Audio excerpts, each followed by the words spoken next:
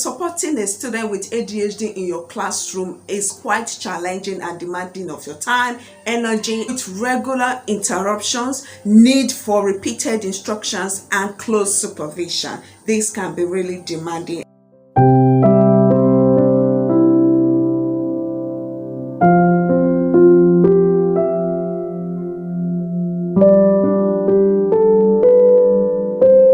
Hi guys, welcome back to my channel. I remain my humble self, Joy Okudute. If this is your first time coming across my channel, you are welcome. Kindly subscribe and turn on your notification bell. So on this video, I'm going to be giving you more tips on the management of ADHD in the classroom environment, so you can also apply them in your own home environment. So ride with me as I take you through this journey on the behavior management of attention deficit hyperactivity disorder. I'll be giving you 10 tips on how to manage a child with ADHD in your classroom. The first thing you need to do is set clear rules and expectations. Children with ADHD usually need regular reminders of a classroom rules and regulations, because you need that to help them set a target on self-regulation. So set clear rules for behavior management in your classroom and recap them with the child regularly. The second thing you need to be mindful of is use strategic phrases. Recognition of making the right choices will serve as a regular reminder of a desired behavior from a child with ADHD. Positive attention is powerful. Catch them being good. So you have to always recognize them being good at that particular time. Do not waste time. Use immediate or short-term rewards and consequences. Children with ADHD will benefit from immediate feedback on the desired behavior, and likewise clear and proportionate consequences. Negative consequences such as time out, removal of privileges, or removing the child from the situation will not have the desired effect if delayed. Be persistent and consistent. You may want an immediate result, but results may take months or years before you can see a significant result. You need to be consistent with any technique you're applying so that you can actually get the desired behavior or the desired results. A child with ADHD may be used to adult frustration and rejection, but when you consistently apply the boundaries, you will see that with time the child learns to adjust and learns to respect your own boundaries and tends to now behave in the way that you want he or she to behave. Establish routines. Children with ADHD easily get bored with routines, but they absolutely need them to function. So you, the adult, need to make that happen by consistently applying your techniques. Routines may include visual schedule on the desk and prior warning if the daily routine is going to alter. You don't want a situation whereby a child is already getting used to a routine and then you break it without informing the child ahead or preparing the child ahead. Let's say, for example, a child who is used to swimming on a Wednesday, and on Wednesday it rained, and you did not inform this child ahead that because it rained there will be no swimming. This child can have a big deal, crying and cranking for the rest of the day. Why? Because this child was not prepared ahead of time. And make sure the child is carried along at every given time. Each time it's going to alter, the child needs to be informed. You have to start telling the child from morning, oh, because it rained today, there will be no swimming in the afternoon. You have to repeatedly say that to the child. Show the child a visual schedule of rain. Because it rained, no swimming. You put a picture of a child swimming and put the sign on it, no swimming. Either way, you're preparing the child's mind so that when the time to swim eventually comes, the child may not have a major tantrum, but may still cry, but it will be on a minimal scale. Create clear plans and checklists for lessons and unstructured activities. Create visual schedules for a child who you are trying to have a clear structure for. You can represent each task for the day with a visual schedule. Pictures representing what each activity sounds like: swimming, outdoor play, snack time, work time. You can have those things in flashcard or written down if the child can read.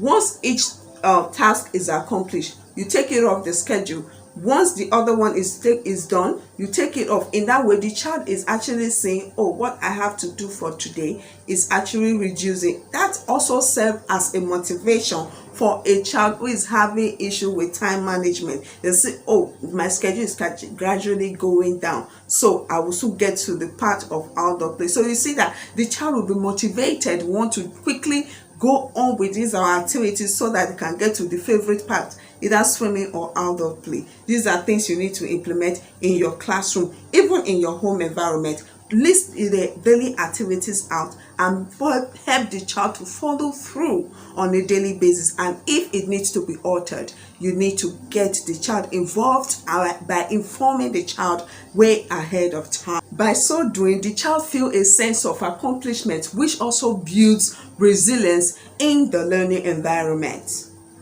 Make sure you're taking note of those key points I'm giving you. You need them, and the child also needs them in your environment. Use timers.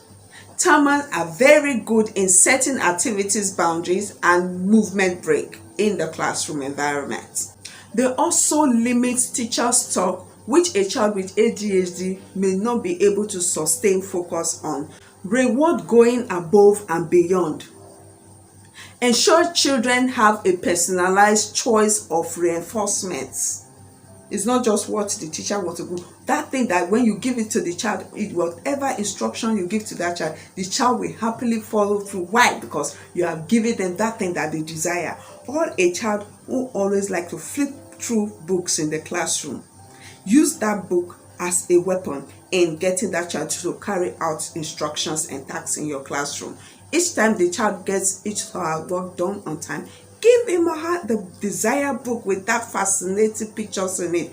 Allow the child, give the time for the child to actually flip through it and just have a beautiful time. Your reinforcements can be social praises such as, well done, good job, high five, go Brian, go Brian, go Brian. If the child enjoys dancing, use it as a weapon. If the child enjoys singing, sing with the child, dance and demonstrate with the child.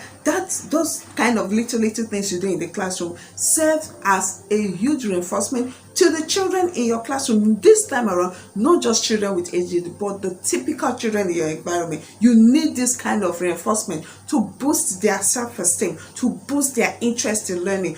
You can also use tangible reward by giving them what they like, or make a phone call home telling the parent, oh, your child was this, your child did this so well today, so I'm happy to report to you. When they get home and the parent give them this kind of feedback, it motivates the child want to come and impress you the next day. So take these little tips I'm giving you very seriously and apply them. Then you will come back to thank Joy for giving you these tips. I'm serious. Make sure you apply this. Plan your learning environment. This means minimizing any form of distraction, because children with ADHD already have serious attention issues. They have short attention span. So if your class is very noisy, that child can't even function at all. You know why? Because the hyperactivity is going to be at the peak level. So you need to try as much as possible to put your class in order. Make sure it is calm and very structured. So empower.